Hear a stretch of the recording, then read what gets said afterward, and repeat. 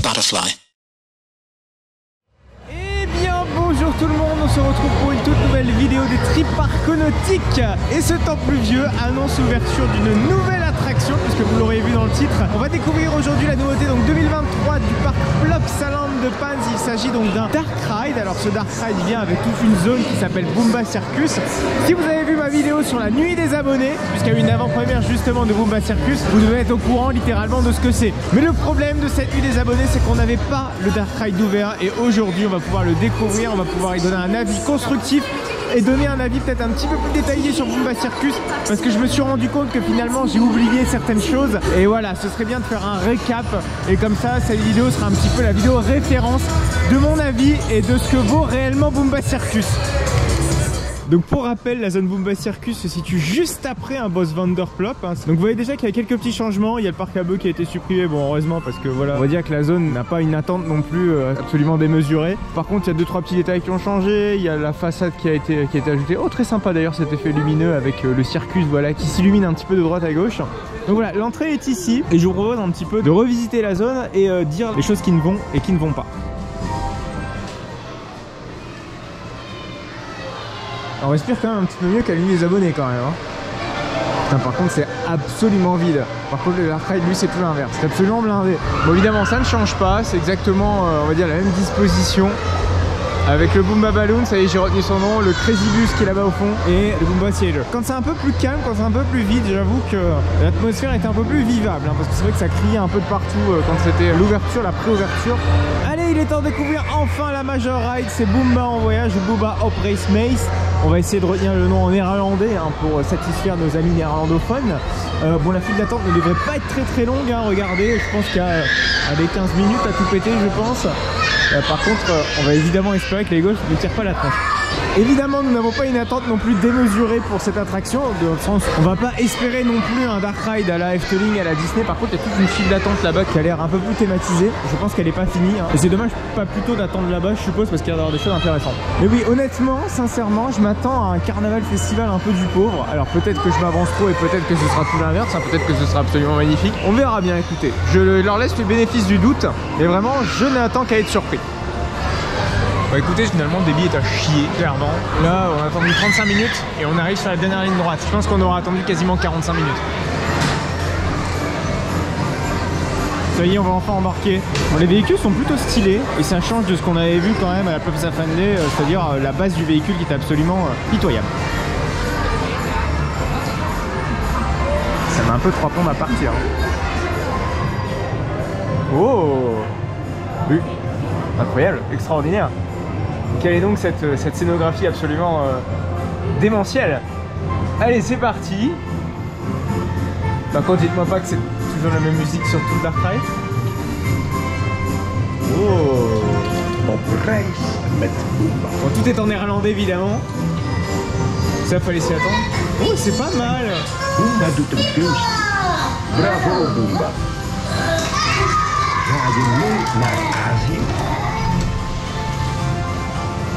Oh mais c'est stylé.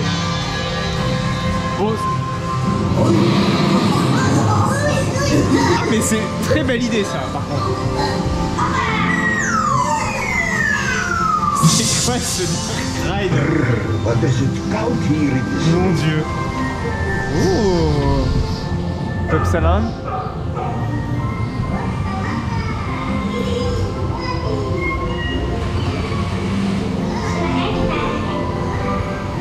Ah mais il y a des belles idées. Oh. Dans l'espace. Bon, évidemment vous l'avez deviné, Boomba voyage très loin, hein, sur d'autres planètes. Un peu comme le groupe Plopsa. Donc là visiblement on va dans la jungle. Oh, j'espère que ça n'a pas posé problème avec les capteurs ça, hein. Avec des petits singes. C'est sympa.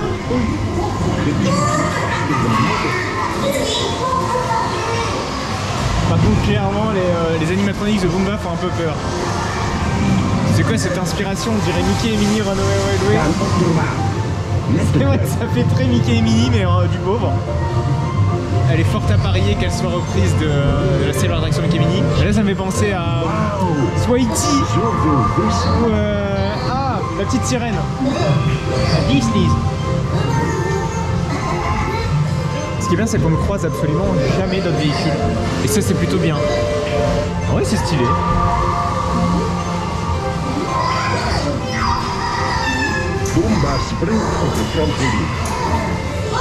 C'est vrai qu'on ne comprenne absolument rien de ce qui est raconté par la voix off. Si tu es juste au-dessus de nos têtes, on a une enceinte en fait, si vous voulez, qui est pile au-dessus. Eh mais c'est long mine de rien. Ça a l'air d'être le final ce truc là.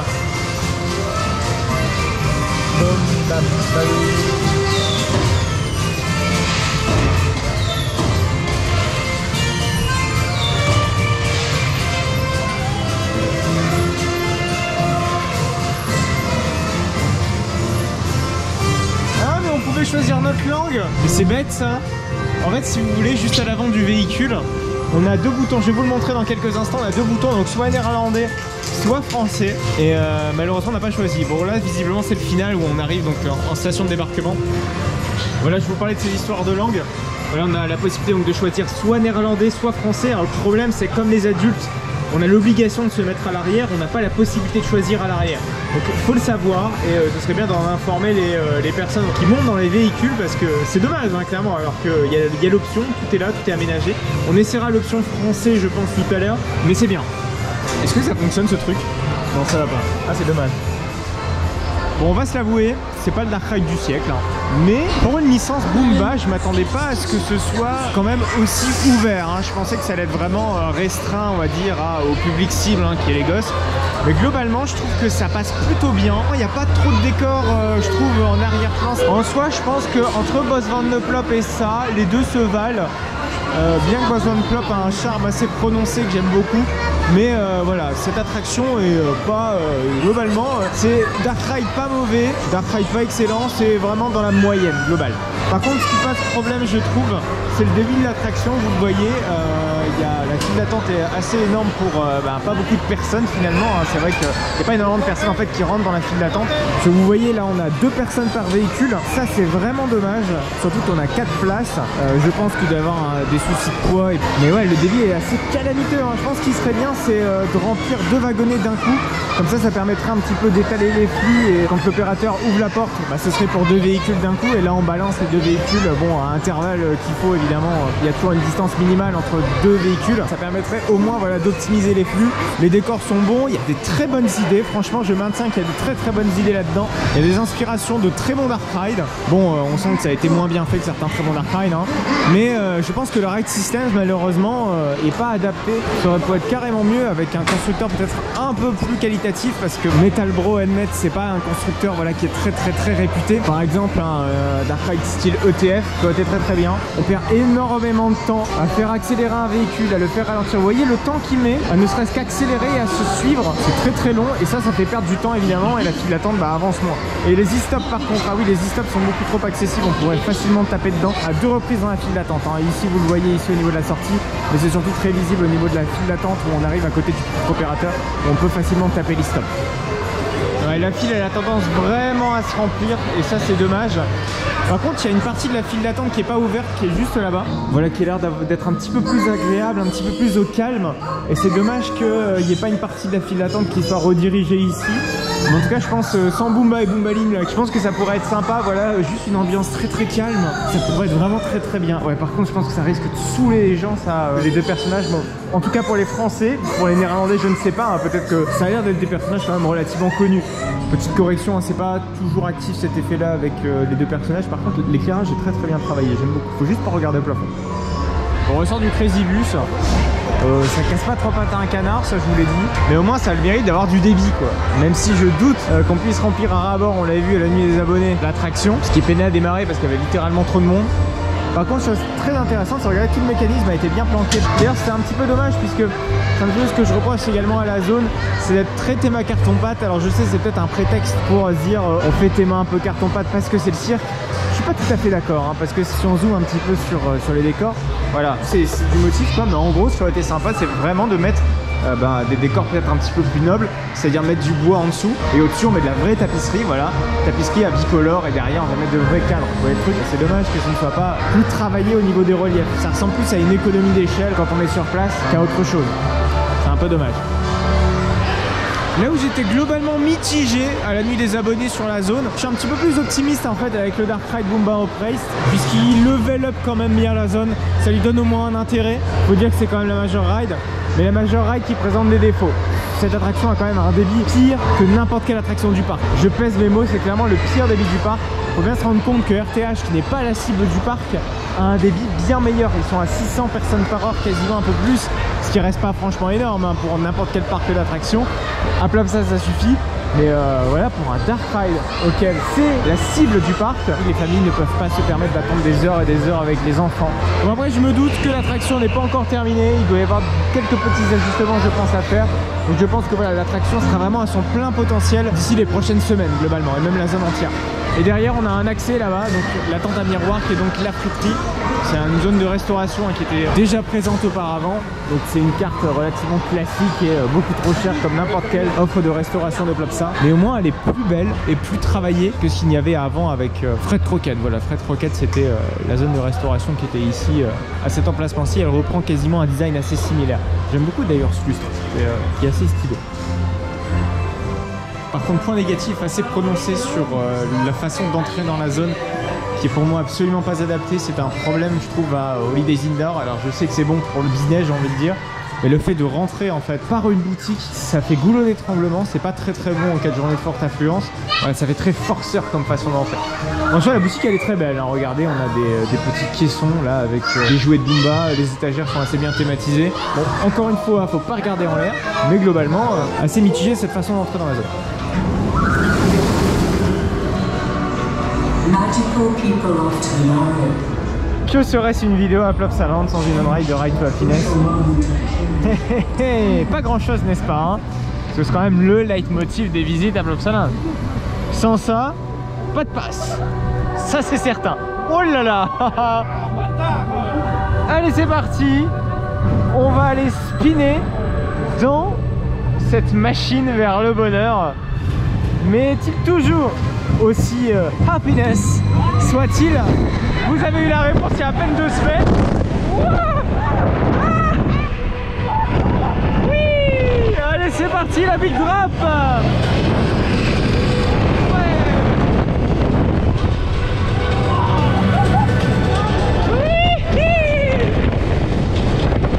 Avec le merveilleux soundtrack. Le step up under flip. Et c'est bien le step up under flip. Mais là c'est le double machin je sais pas quoi. Oui.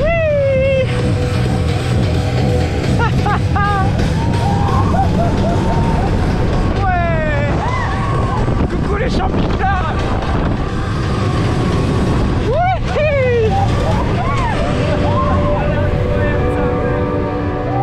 Ah, ça c'est toujours bien, c'est toujours la valeur sûre. Mais avec toujours ce petit problème hein, de train 1 et de train 2, je vous invite à aller voir la vidéo d'il y a 2 semaines. Voilà, où je évoquais assez longuement ce problème. J'avais également fait une vidéo comparative entre le train 1 et le train 2 il y a quelques temps de cela. C'était en 2021, quelque peu après son ouverture, quelques mois après son ouverture. Et ça permet de voir voilà, la différence de vitesse qui est encore présente. Hein. Cette différence de vitesse est bien encore présente, malgré la rénovation qu'a suivi le train 2. Mais bref. J'arrête de parler de ça parce que j'ai l'impression de rabâcher ça à chaque vidéo comme ça.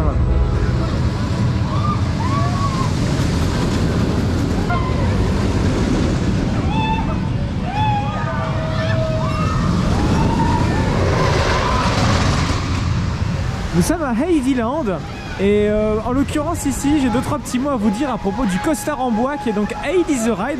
Je vous propose de faire une on-ride et après je vais vous parler un petit peu de ce qui m'impressionne dans Heidi. Et c'est pas le cas de l'extrême majorité des wooden coasters. Ch'touk. Ça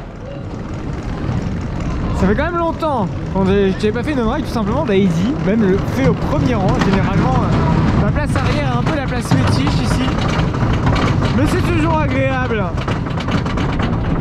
avec ce bon front de car, c'est vrai que c'est assez rare d'avoir des fronts de car un minimum détaillés, va-t-on dire, sur un Great Coaster International. Et donc le fabricant de cette attraction, je le rappelle, hein, tout comme Joris and the Drac, tout comme Troy à Toverland. Allez, c'est parti! Oui!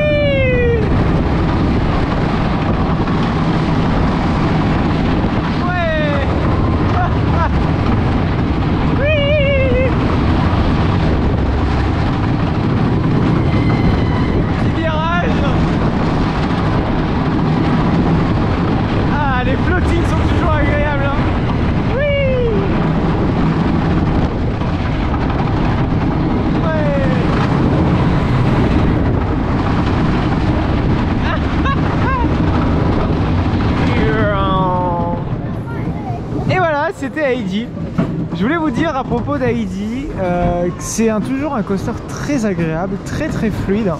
Et au fur et à mesure que je rajoute des crédits Wooden Coaster à mon compteur, bah, je me rends compte que finalement l'extrême majorité des Wooden Coasters sont pas fluides. C'est relativement rare, généralement c'est GCI qui est la valeur sûre sur les Wooden fluides. Je pense à Joris, Joris, Troy, etc. C'est vraiment le constructeur à valeur sûre. Mais parfois il y a des Wooden Coasters qui n'ont pas d'airtime. Et celui-ci est un savant mélange des deux. Avec de très bons airtime, de floating airtime, comme j'essaye de le faire. Et très fluide. Ça faut le notifier quand même.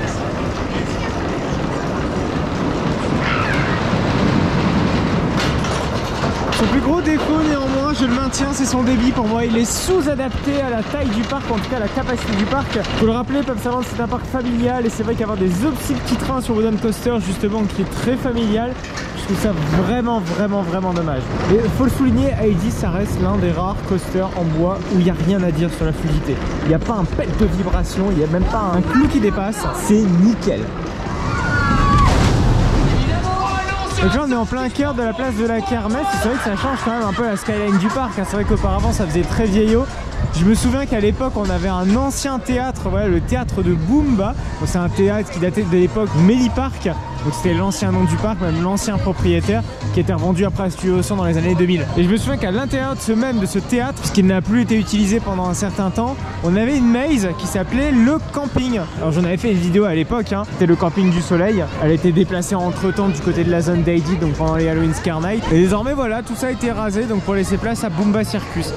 Petite parenthèse également, puisqu'à la base Boomba Circus aurait dû s'accompagner du hangar de maintenance.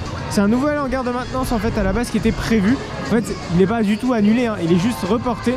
C'est un petit peu pour ça que là-bas on a le petit carrousel, hein. En fait ce carrousel à la base il était juste derrière les ballons, donc le ballon race. Et il a été déplacé donc en plein cœur de la zone de la kermesse. Avant, à cet emplacement-ci, il y avait la brigade des feux.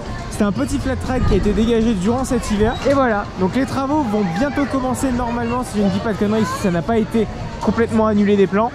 Donc juste derrière ces plantes, on va bientôt avoir donc le nouvel hangar de maintenance. Le hangar de maintenance, il faut savoir qu'il est à la base situé juste derrière le Boss Vanderplop. Donc juste derrière le bâtiment que vous voyez en face de vous, donc derrière les scooters. Donc cette partie du parc-ci, elle est en pleine restructuration. Faut dire que c'était la partie la plus ancienne. Maintenant, ce qui est clairement le plus ancien et à rénover urgemment, c'est Boss Vanderplop. Mais on va pas se le cacher, Boss Vanderplop est dans un bâtiment extrêmement vieux qui est loin des standards actuels. Faut bien se rendre compte qu'on commence à vivre la fin du Boss Vanderplop. Le parc a un nouveau Dark Ride, mais clairement, le bois de plop comme il est actuellement, c'est clairement ces dernières années. Finalement, le parc a changé d'avis en cours de route. Ils ont décidé de fermer cette partie du parc à bœufs pour ouvrir cette partie du parc à bœufs. On est en train de se farcir la file une deuxième fois pour vous, pour pouvoir se refaire un avis. Bon, écoutez, on sort d'un deuxième ride du Dark Ride et on a attendu 2 heures. Déjà, attendre 2 heures avec des enfants, non, c'est pas possible. Je veux bien accepter voilà, le fait qu'il y ait de très fortes affluences, qu'il y ait vraiment beaucoup de monde, mais là le parc est loin d'être blindé et on a attendu 2 heures quoi. Sur RTH il y a 10 minutes, sur Heidi il y a 10 minutes, sur Anubis il y en a 10 aussi, sur Boss Vanderplop il y en a peut-être 15-20, pas plus. Et là 2 heures. Est-ce que vous vous en rendez compte? C'est pas normal. Pour moi, ils ont clairement chié dans la colle pour ce qui est du débit de cette attraction. Club Soleil ne sait pas optimiser ses flux et ne sait pas choisir ses attractions comme il le faudrait. C'est beau, c'est intéressant, voilà, il y a des bonnes idées, je vous l'ai dit déjà dans la première ride de ce Dark Ride. Qu'est-ce que c'est dommage, cette connerie-là. Ils vont la garder une bonne partie de leur vie, quoi. Parce que le ride va causer des problèmes tout le temps. Les visiteurs vont se plaindre tout le temps. Pour moi, ça va être un problème à long terme. Plus qu'en tout cas un attrait de visiteurs sur le moment. Ça va surtout être un problème. Les opérations, je pense qu'ils peuvent rien faire. Les opérateurs ne peuvent rien faire. Pour moi, c'est carrément changer le ride system. C'est la seule solution. Et ouais, dur débrief, mais la réalité des choses, elle est là. Voilà, c'est un peu le dur constat de ce Dark Ride et c'est un peu le dur constat de cette zone thématique. Pour moi, ils ont vraiment chié dans la colle et ils vont payer très très cher sur le long terme. Je dis pas ça pour m'attaquer à eux personnellement, hein, mais je dis ça vraiment pour leur bien limite, parce qu'ils vont avoir des problèmes, clairement, ils vont en avoir. Je pense aux visiteurs, malaise, aux enfants, aux plaintes. Là, c'est pas possible. Vraiment, cette politique n'est clairement pas tenable. Là, ils s'en prennent pas à un public adulte, voilà. Non, ils s'en prennent là à leur cœur de cible.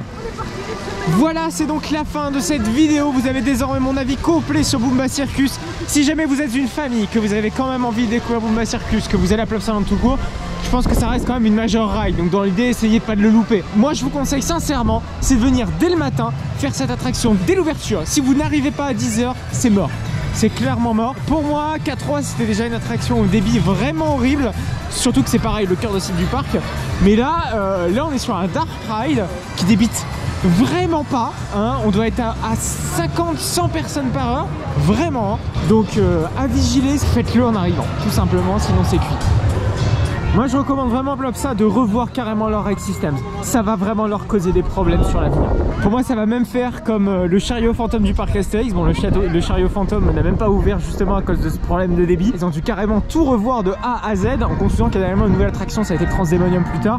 Mais voilà, pour moi c'est le même problème. Voilà, j'espère en tout cas que cette vidéo vous aura plu. Et oui, ça aura été très fightant sur la fin, hein, malgré que ça m'a plutôt enthousiasmé au début. Mais voilà, je suis assez transparent avec vous, je vais le rester jusqu'au bout. Merci à vous de m'avoir suivi. Si jamais vous souhaitez voir la vidéo que j'ai tournée tout récemment à Plopsaland sur la nuit des abonnés, c'est une nuit qui est spécialement réservée aux abonnés du parc d'attractions. J'ai pu y assister, c'était plutôt chouette. Je vous invite à aller cliquer sur la vidéo. Il ne vous reste plus que quelques secondes pour pouvoir cliquer sur la droite.